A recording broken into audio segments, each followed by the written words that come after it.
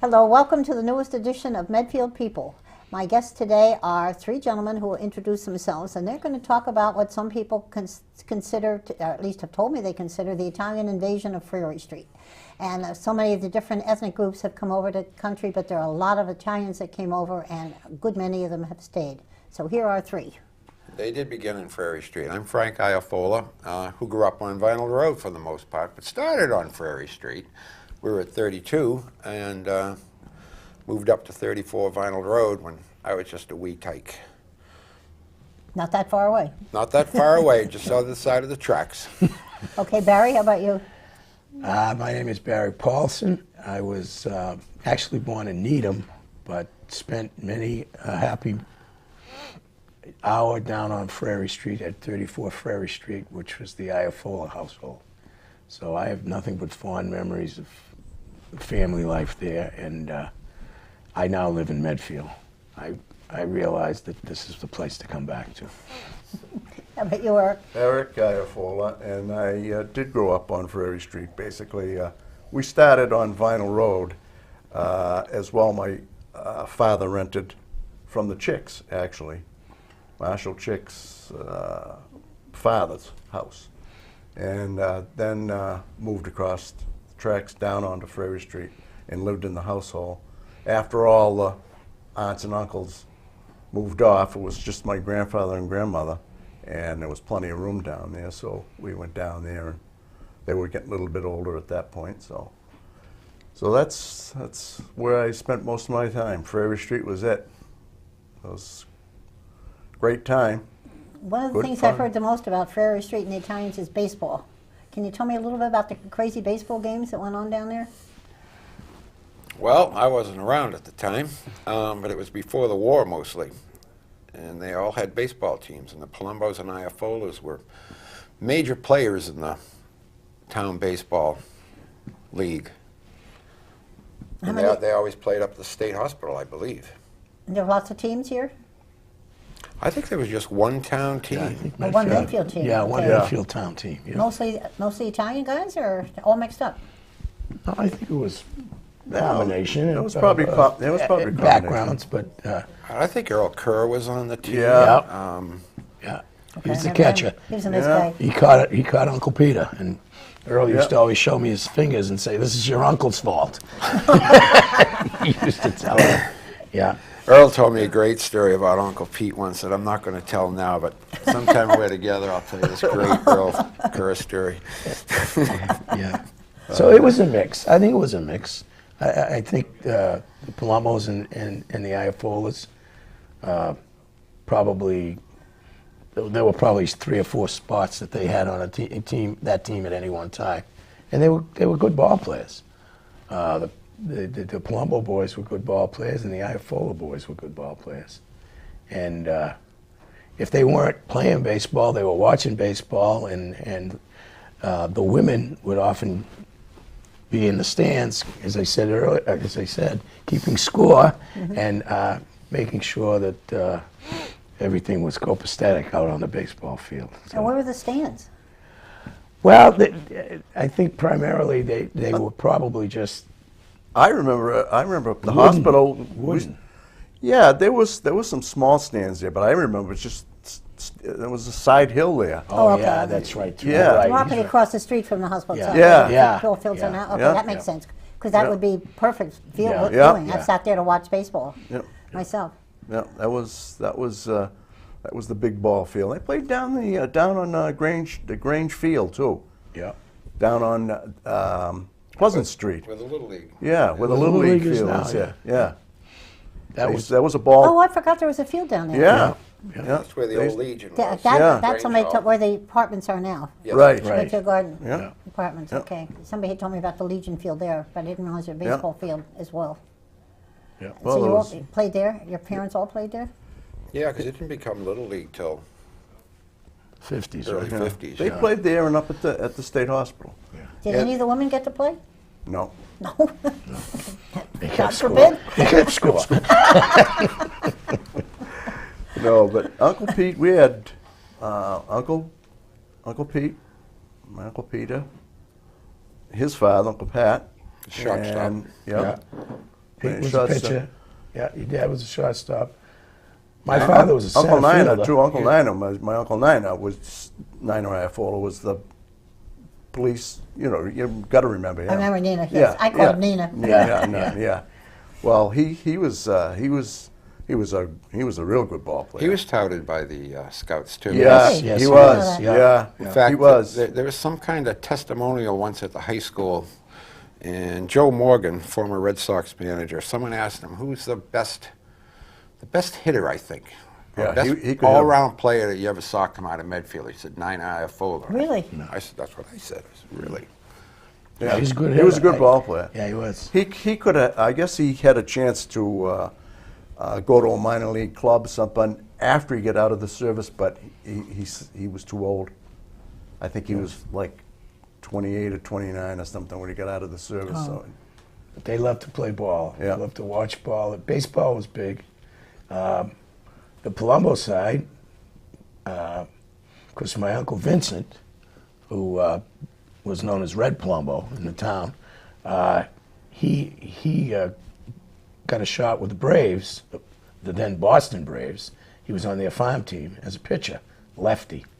Had a beautiful curveball and a motion that would actually baffle batters.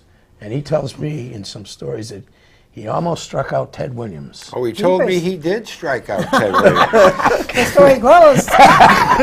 3 times. But I remember being down on Ferry Street and asking him to teach me how to be a pitcher. And it was the lot that was between the Procaccinis and the Palumbos, William Palumbo and Melvin and Teresa, our Aunt Teresa. There was an empty lot there, and I made a plan with him, and he showed up and showed me how to pitch. Because I was a right-hander whose ball never curved, and I have tape measure home runs hit off me that are still in the annals somewhere. But he was always willing to give time to the kids. And the things I remember about the Iafolas and the Palumbos was that they were always there for us. They were always, I mean, we were always part of the party, and we would go down to Ferry Street. I was living in Needham at the time, and we'd meet down, where you going? Down the house. They used to say, down the house. We're going down the house. We're going to meet down. And every Sunday it was down the house. yeah. Now, was that number 32 or 34? 34. That was 34 was the 34. house? Yeah. Before. down Next the- time I drive down, I'm going to have to look, see if I Yeah. got the right house in Go mind. down the house, and everybody would be there. The whole family, and their spouses, and the offsprings, and the cousins. So it was one big happy family. That's It was out of confusion leading to sheer chaos, and most of the time, but it was just a great time down there, and there was a love and an understanding and a sharing that I think I know shaped me. I know. And when they talk about family values, and today this seems to be like a buzzword, family values, I think that's where we learned our family values. It was a giving, humble household where everyone was always welcome. Oh, People geez, off the yeah. streets. Oh, and, yeah. it was just that kind of a house, and the love and humility that I saw there was just. It was incredible. It was just amazing. absolutely incredible. It was all about family.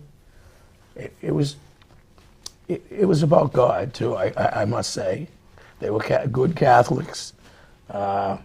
Church was an important place. St. Edward's was an important That place. beautiful church. It's no longer there. It's no longer there, right?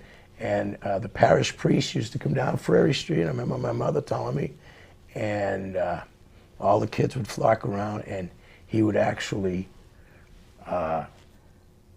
throw candy or throw dimes sometimes as he walked down the street, and Really? the kids would gather, to try and pick up the money. But the church was a focal point of the Italian family too, very much so. And they were hard workers, and they everything that they grew, they ate, basically. So that it was a simpler time, but it was a very good time. Yeah. Can you tell us how your father changed his name from Palumbo to Paulson?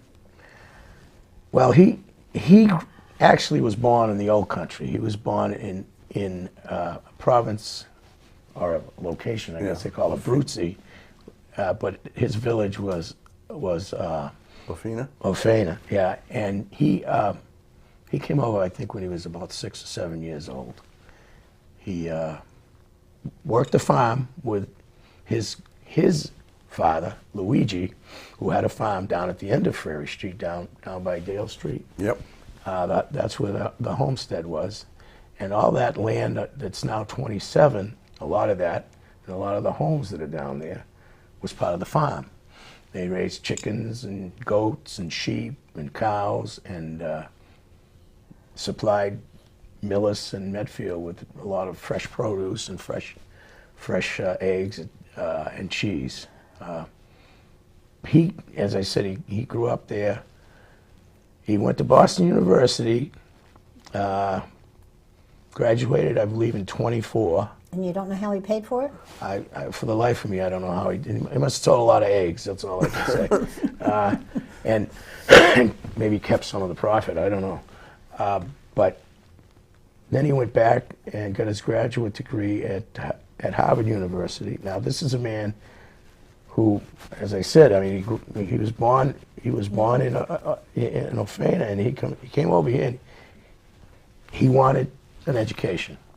He wanted to work hard, but he wanted an education, and he pursued that. I think he was the first one in the Palumbo family to go to college, and he preached that to his brothers, his younger brothers, and because he preached it to me and my sister as we were growing up, just get an education. But then he came back to Medfield after graduating from Harvard and took a teaching position in Medfield, where he was basically taught several subjects and coached at least 3 sports. I think it was basketball, football, and track. And he, matter of fact, he coached the 1927 Medfield High School Championship baseball team. And I have a picture of him. It was actually in the bicentennial calendar, I believe, of him posing on Pleasant Street, because that was the Ralph Wheelock School, then was the high school, down on Pleasant Street with his team and the trophy. And he's got his double-breasted suit and his fedora tilted a certain way, and very proud of his team. And one of his team members was his younger brother, Rebel Palumbo, who's seated in the front row. And that was 1927. He was still Umberto then.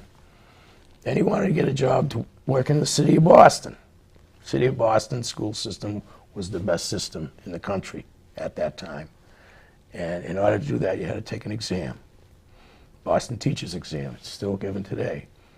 He took the exam and he scored 100%, but he was having trouble getting a job because he had a vowel at the end of his name, basically. So at that time, the Irish were running Boston pretty much, and Italians need not apply. So he finally resigned himself to the fact that in order to get a job, he was going to have to perhaps do something with his name. So he changed it, and he took the first 3 letters of his name, P-A-L, Palumbo, and put son at the end, the son of Palumbo, and got a job in the city of Boston and worked there for 40 years. Did he ever think of taking the O at the end of Palumbo and put it in the beginning so he'd be O Palum at the end of the Irish? Yeah. I Would have been easier. Yeah, I don't know. What was Rebel's actual name? Oh, that's That's a good question. a good question. We don't know. I don't know what I mean, is. it couldn't have been Rebel. I'm assuming it isn't. Rebellious. I don't know. I don't know what No, it was. I don't know what it was either. No. That's a good question. Trivia question for Medfield Trivia Night I have that's to look coming that up. one up. Yeah. March 2nd, Medfield Trivia Night. We'll ask what was Rebel Palumbo's real name. Yeah. We'll have to dig and find out. I have no We will. idea. Yeah. I called him Mr. Palumbo for a long time, and he Yeah. said, no, call me Rebel. Yeah. But I wonder where that came from. And you guys don't know. No. No, I don't. No. I can find out though. I Okay. can find out. That would be a fun one on Trivia Night at high school. Yeah. Oh, But- that's. The Iafola Palumbo connection happened when my father married an Iafola who lived up the street. And another interesting tidbit is my father was considerably older than my mother. And as a matter of fact, he was her teacher when she was in junior high school. That would have gotten them in trouble. Yeah. Well, they didn't start dating then. But You're sure. But he was about 14 years older than she, so he was about 27 and she was about 13 at the time. And they obviously didn't start dating until later, but he was the professor. They called him the professor. Professori. Bill Palumbo's wife, Dora, used to always call him that. Professor. Did she really? Yeah. He was the professor. So. And he started, one of the Palumbos started Little League.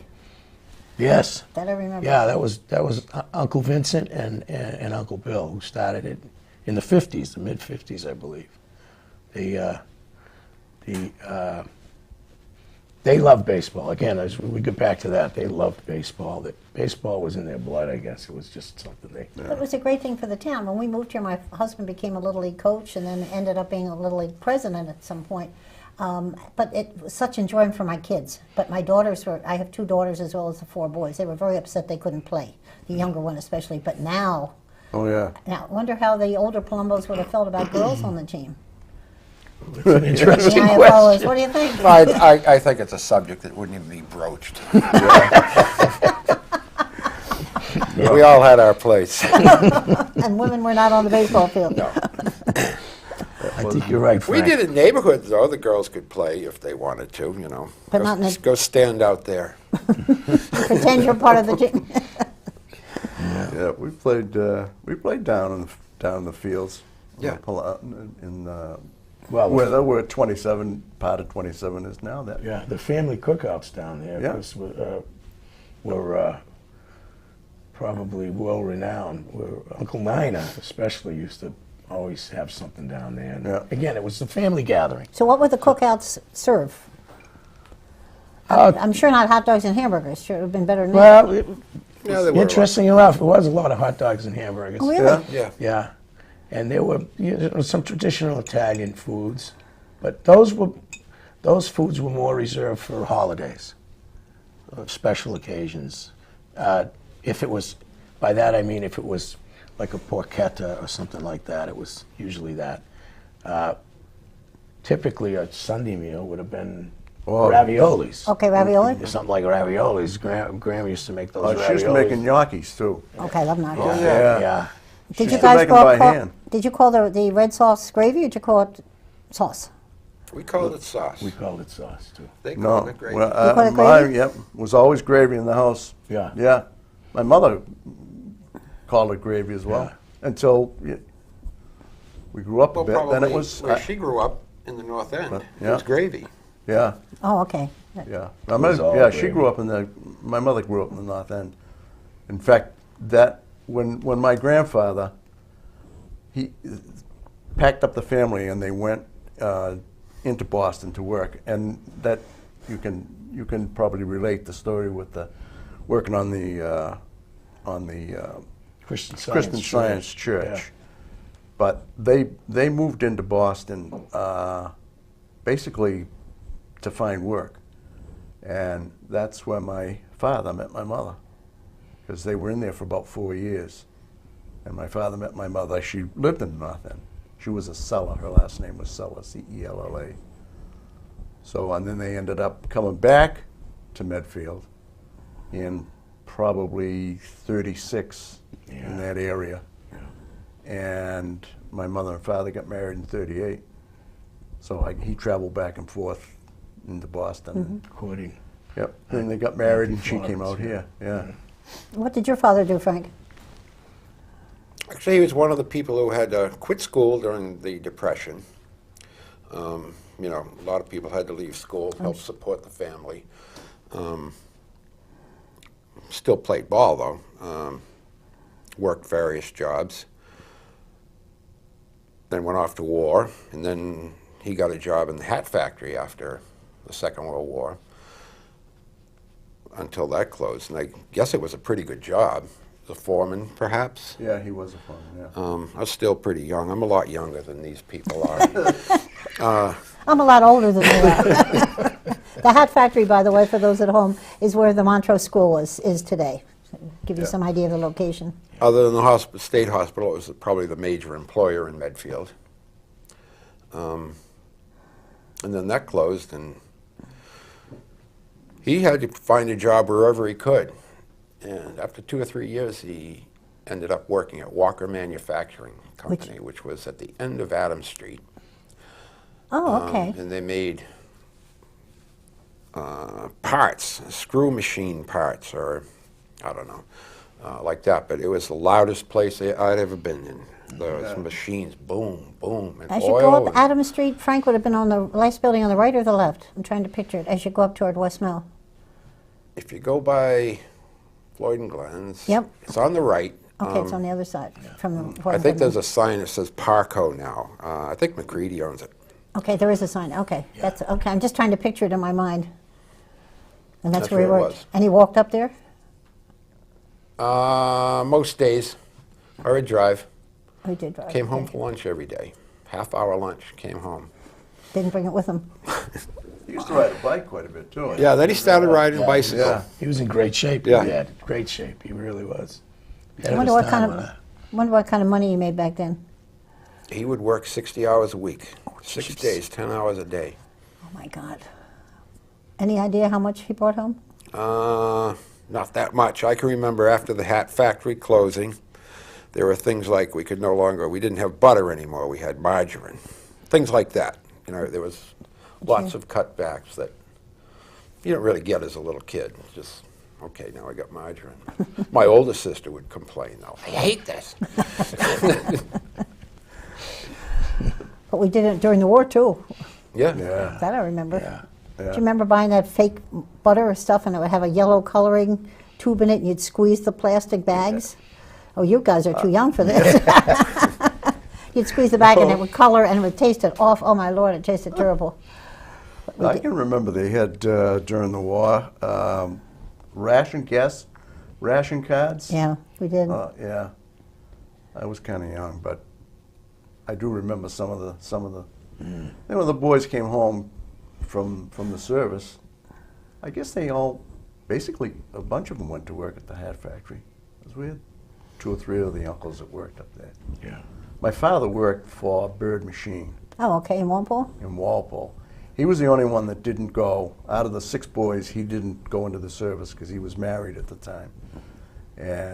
But all the 5 other boys went. And he was working for Bird Machine, and things would go up. During the war, they were doing well because they were doing a lot of work for the war. And after the war was over, that work started to dwindle, and they laid him off. So he went to work for the school as a custodian, Oh. and he worked as a custodian. Yeah. When your mothers used to make all the sauce or gravy, whichever you called it, did they grow their own tomatoes and make their own sauce that way? Sure. They did. They did it the Oh, old-fashioned sure. way. Yeah. And how about wine? Did they make their own wine? Wine was a big one. Did you sample it all the way along? or- Actually, Tony, We get to taste some. he used to. He made wine for a lot of years. In the early days, in fact, he used to sell it during the Prohibition. At Palumbo's, oh, I was going to say not at No, Palumbo's no, liquor no. store then. Oh, no, no, no, no. The other side. No, he would go down through the woods, down the cemetery pond, and make his deal there. You're kidding. No, no. The story goes. He's a character. How much did he get for a for dollar bottle? a gallon? A dollar a gallon? A dollar a gallon that's the story I got. Oh my God. Yeah, he used to make a ton of wine. I mean, 5 or 6 barrels of wine. Where You were the could grape make a arbors? certain amount. I'm Da- sorry. yeah, you No, could. where were the grape arbors? That bought the grapes. Oh, they bought the Oh, grapes. bought the They didn't grapes. go there on. You Went go into the North End go to get the into grapes. Chelsea or North End, and, Oh, okay. yeah, took about 22 bushels to make a barrel. 22 bushels, and he mixed them up and used white grape and Zinfandel grape. And we did it one year while he was still alive. Toward the end of his, he must have been well into his 80s. He died at 88, and he was probably 85 years old. And he wanted to try to make a barrel of wine. My brothers and myself, and we got together, and we had to go out and buy a barrel. It was a whiskey mash barrel. It's charred in the inside. Oh, okay. Yeah, and we had a couple of old barrels that we used for the fermenting. You know, the tops were off of them, and so you just grind the grapes up, and they ferment themselves. We didn't need any sugar because the grapes were sweet enough, and we made a great barrel of wine that 1 year with him, and but he had it all down to a science. He knew when to pull the grapes. He'd go down every day, stir the fermenting grape, and put a cheesecloth over the top because the fruit flies would be. But every day he'd go down, and that was he just loved it. Do you remember And this too, Frank, or not? I remember it happening, yeah. Yeah. You weren't part of it? No, they No. didn't include me. Too You were young. too thirsty? I was Drink too it all? young, yeah. He's on the other side of the tracks. We actually we went to Worcester to get the grapes. Went up with a pickup truck and got we got 22. That's what he said we needed, and that's Yeah. what we used. And it filled a 50 gallon barrel of wine. But he knew exactly when it was time to take it out and put it in the finishing he barrel. Didn't have any hydrometer or anything. He just No. Didn't No. measure the alcohol. And then Just no. Yeah. And he'd go down every day, and you have to, and the finishing barrel was laying on its side, and so they call that a bung, the opening on the top, and it would bubble every day. So the wine would be down a little bit, and he'd go down and fill it back up again. And the day it was time to put the bung on the cover the hole, he knew the time. This is it. Let's do it. It's done working. Put that thing on there and wax around it to keep it, no air to it, and let it set for a couple of months. Now, you guys like wine yourself? Do you like wine, Frank? Oh, yes, very much so. Okay. No, I'm just Yeah. I'm just Oh, curious. that Can you tell good wine that from was, from rotten wine or not? exceptional. Oh, You can tell? yeah. That wine was exceptional, I remember. Yeah. Sampling And you that. can all tell good wine? Because my husband and I can't. No, usually. We know what we like, usually- but we don't know whether it's, quote, good, expensive wine. Well, if you like it, it's good. Yeah. That's a good point. It's like art. It's just like art, if you like. Yeah. The thing with that wine too was it was obviously there were no preservatives No. and No. no sulfites and all that other Yeah. stuff. And it seems like you could drink more of that wine. And I tested it many times. Just to prove that. It just seemed no after effect, no headache. It was. That's He because there never- were no sulfates in it, probably. Yeah. I imagine it was. Yeah. My grandfather drank wine all his life, and the last place that he was that Joe Ferroni Yeah, Joe Ferroni. Yeah. used to make the wine. This is long after he stopped, but he'd always go down and get a gallon of wine from Joe Ferroni. But when he stopped, my grandfather stopped drinking wine. He wouldn't drink a store-bought wine. Never. Nope. Or if we had any kind of a function, It's like it was like a different beverage to him. It's just he didn't. He wouldn't. Drink. It's amazing, but he wouldn't drink it. Now, would your parents drink or your family drink bought wine or not? Sometimes they weren't big drinkers. Okay. Teetotalers, Oh, really? for the most part, yeah. Beer. Narragansett with a ball game, because the ball game was always on. Yeah. It works, though. And pizza works with beer, But too. Yeah. not much alcohol consumption. No, but I'm surprised with the red wine that you were all making, you wouldn't, have more of it. It just seems so natural as part of Yeah. the family. I When guess did he we stop making it? well, he stopped making it. Last time you made it with you guys. Well, Well, that was only before that one that, year. It was quite a while. Yeah. Because I don't remember him making the wine. But all the stuff was down in the cellar. The press, the barrels, all the fixings were there. And in the day, he made quite a bit of wine. But I don't remember it except that one year that we made it. We tried to duplicate it and do it. After he passed away, we decided we'd give this thing a shot. But You couldn't do it? no, it didn't come out. We didn't have the right combo. He did it all dead reckoning. He just, well, today's the day we move it. It's ready to do this. It's ready to do that. We just went by the numbers. Okay, Grandpa had this in for 2 weeks. 2 weeks is up. Let's move it. And he left it in here for 4 days. Doesn't work that way because the grapes are different, the weather is different, and so they ferment at a different rate. Yeah. We just were going by the numbers. I remember brother Bobby. He said, Grandpa would have had that all bunged now, but no, I don't think it's ready to go. Well, so we did. We sealed it all up, and my brother Richard went down the cellar there one day, and he says, "Oh boy, there's wine all over the floor." The barrel was just about exploded. Wine was. Yeah. We drained it out and put it under glass, and what was left Tried of it. to save some. That was a waste of time. What happened to the equipment? Is it still there in somebody's basement? Yeah, it's still still down there? Yeah. Yep. I think it is, isn't it? Yeah, the press is still there. Yeah, and some of the Yeah. Does the Historical Society know it's there? No. I don't think so. That'd be kind of interesting to have a little Yeah. tour someday. Yeah, Especially if any of you know how the hell they used to work it. Oh yeah. He'd be oh the yeah. one. He'd be the one. That'd be kind of 'cause he was interesting. there. Yeah.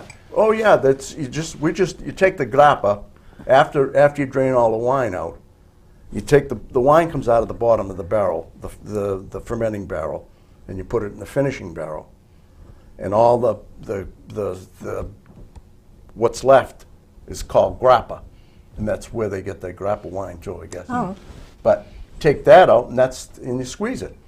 You go down every day and turn the thing, and the wine comes out, or the squeezins, Sure. basically, is what you call it. Yeah.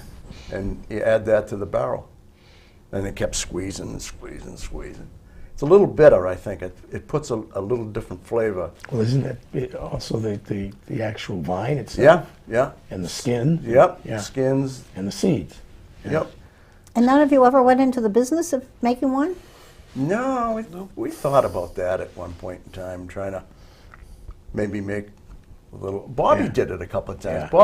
Bobby he made it with Concord grapes, and We should have paid more attention. I That's guess. what we should have done. We should have been watching and listening and learning. But what we had was this giant field from Prairie Street all the way to the cemetery, which was pretty much all ours. Yeah, it was that playground. As kids, Yeah. we just ran Yeah. free. Yeah, it was that playground. Is that Yeah. big a field? So why stay around and learn something? When you can And go we play. could also go down there to the brook, right, Oh, right yeah? in the backyard there, yep. behind brook, and concoct some crazy thing. Oh yeah. How many mosquitoes we could kill with one swipe? And Did you add some of those to the sauce for your for your pasta? well, Tony added blackbirds to the sauce. You added You blackbirds to tell the him that sauce? Yeah. story too, because you Oh, yeah. you witnessed that. I didn't. Yeah, oh yeah. He used to catch them out in the garden. He used to catch them with a box trap. Now, I mean, how many are you going to get? One at a time? I would think. Not many. And then he used my father's shotgun. Yeah. Oh, I didn't know. Okay. Oh yeah. Oh, I didn't know there was a shotgun. Oh yeah. involved. Oh yeah. That's what he. Oh, okay. Yeah, and in fact, Oh, what was left after that? well, well, enough to make spaghetti sauce out of them, I can tell you that. And he'd pluck them and everything, little birds. Did you put worms in there too? No, How do you catch them? What was it bait? I just feed. Oh, okay. You What know. else you put in the sauce? Oh, anything that was around. It Anything ended going. up in the sauce. I Anything think. left over is a lot. You'd always find meat in the sauce. If there was Yeah. pork, if there was goat meat, that went in. And of course, Katharina, our grandmother, and he would make the cheese. Oh, yeah. In the You made the pantry. cheese? Goat Oh, cheese. yeah. Oh, God. God. Goat Oh, I cheese. never thought of that. Oh, Yeah. the Romano. Who was the whatever- who was the cheesemaker? Tony? Yeah, Oh. grandfather used to. Wow, Yeah. your grandfather's. Yeah, Yeah. Wow. He'd have those Goats. things all hanging. yeah. There were little cheese. The wicker baskets. like a little, those yeah. baskets there that made like a Yeah. 5-pound He cooked. rounded cheese. It was. He'd take a bunch of milk and that's something that would coagulate it. Little. They used to throw something in there. And frog. no, there were little pills that came in. Yum. Came in a little. I just remember him throwing it into the boiling milk, and then the curds would come to the top, and he'd spoon that all off and put it in those baskets, and then hang it in the cellar. It would dry. that was It was the grating best cheese cheese, though, ever. but it was hard It cheese. was, yeah. Oh, yeah, I would think so. delicious That's cheese. quite. Yeah, Oh, but so good. yeah. And then of course, Graham made bread, and Oh, Did they sell any of the milk or the cheese? I No. don't think so. No, No. They were feeding. You know either? They were feeding 9 down there, so that. And Yeah. then when It was basically when we all- They would showed give up, it away, and Yeah. we always had some of the goat cheese in our house. And yeah. yeah. But Milk yeah, or this they and never that. they never sold any of it or anything. Then he'd take what was left and boil up the potatoes from the garden, the broken ones and the ones that, and feed that to the pigs. Oh, okay. So nothing got wasted. No, No, there was No. no. when they slaughtered the pigs, boy, what Everything. What, yeah, there wasn't much left that they didn't use. They used to make sausage, so they'd be using the intestine for the. They all did it casings. themselves in their own kitchens? Yeah. Jeez, with this, I have no idea how to start about doing that. Well, lost art. Yeah. I guess. And there was nothing wasted on that pig. Nothing. I No. mean, the pig's feet were pickled. It wasn't uncommon to come to my home to my house and smell something in the oven and open it up and see a pig's head. There'd be a pig's head in the oven, cooking. And you would eat it. I didn't eat it. I didn't get near it, but I remember my sister putting forth some blood-curdling screams when she'd open that thing. And, Gee. Oh, yeah, I can imagine. but they Yeah. would come down when we lived in Needham. All the Iafola brothers would come down, and I think your dad, I think, was the shooter for some reason. I remember him being the shooter. And my father again, growing up on a farm, you got to live off the land. He bought a place over in Needham, and he had steers, goats, ducks, chickens, and pigs. And your father would shoot them. They'd bring them down in the barn, and everything would be used. It was just amazing. Now, did the Rossies, who owned the Francis Cafe down in your street, now the Mount Basil, of course, for people at home, did they buy any of your or use any of your materials, do you think? I wonder. I don't know. Maybe it's Tony. Because they lived in that house. Yeah, I don't Yeah. know. I don't know. I don't know. I think most of that came from the foods and the produce came from where? They went in town for that? I think so. Yeah. Yeah. I know Orlando used to go in Boston and buy a lot of his. He'd go into the markets and buy all the vegetables and. North End, mainly. Yeah. Yeah.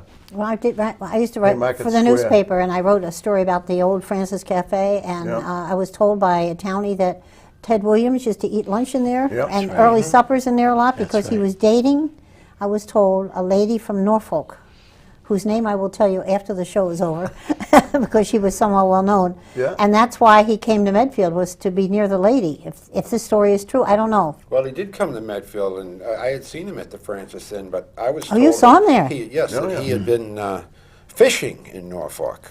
Maybe Fishing for what? different version. It's the same story, I guess.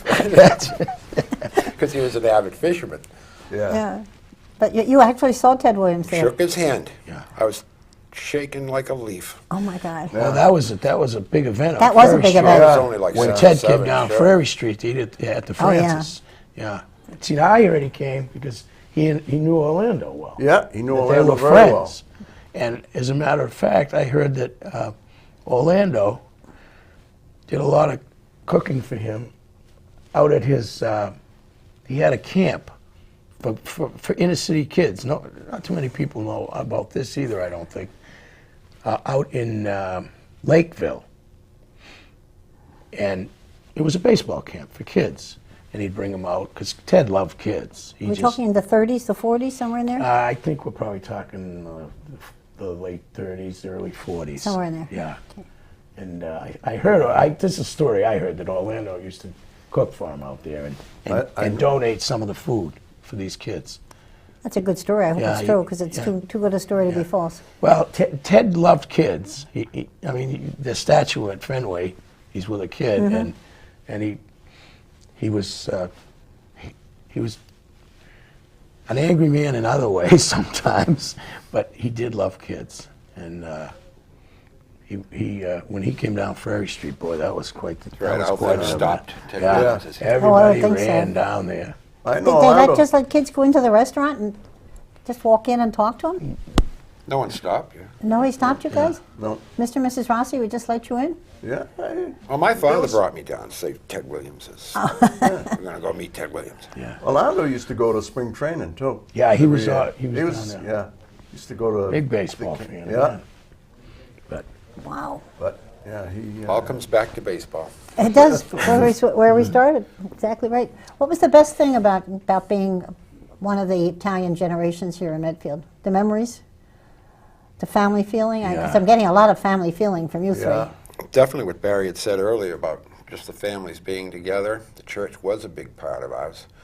And there was such a camaraderie between, like we would watch the older folk, Oh yeah. and some would be speaking, the older ones, all Italian. Their children, our parents, would be half Italian, half English. yeah. And like we were saying, we could kind of understand what they were saying if we listened close enough. If you listen close enough, you could get a few. of the Unfortunately, we words. didn't really pick up the language. though. Yeah. Yeah. Because you could have grown up bilingual. Could have. It would have been great. Yeah. And they always. I remember Grandpa used to always say, "You should learn to speak Italian." And Later we on. don't have later. time for that. We're having when trouble with English Yeah. here. But when the whole family got together, and they were all speaking Italian. You could kind of get the drift of what was going on. A few words here that you knew, and if you put them in the right spot, you kind of get an idea of what they were saying, but never learned to speak it very well. Sounds like good memories, The though. the memories, as Frank and Eric say, being down there on 34 Ferry Street, for me anyway, and just being with the family and watching the warmth and the love, and I mean, it was family. It was family, and we talk about family values today, and it was just something that I'm sure they grew up with, and they gave us the good fortune to grow up with it also. And it was, we used to have those cookouts down Ferry Street, and then we kind of continued that tradition down on High Street, down in back of my place there, where we would have both the Palumbo and the Iafol of extended families down there. And we would have upwards to about 120, 150 people down there. That's great. And one of the focal points was the ball game. field. Exactly. Some would be throwing shoes, throwing horseshoes. The ladies would be playing bingo in the grove there under the trees. We'd set up a couple of 50-gallon drums that we cut in half with charcoal, and it was just.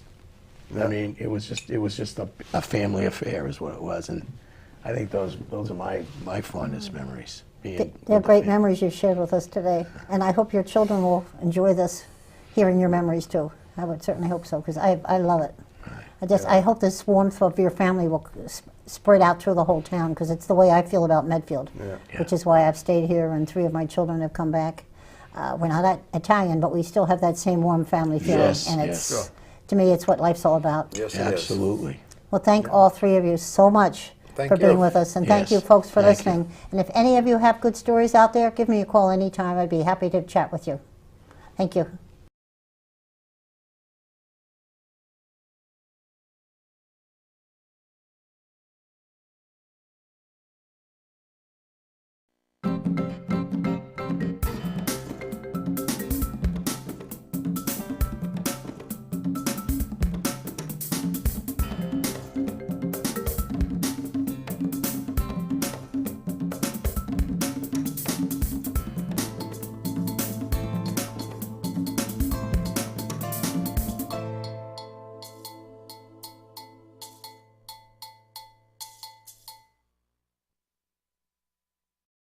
Production support provided by Medfield.tv. Access to our community.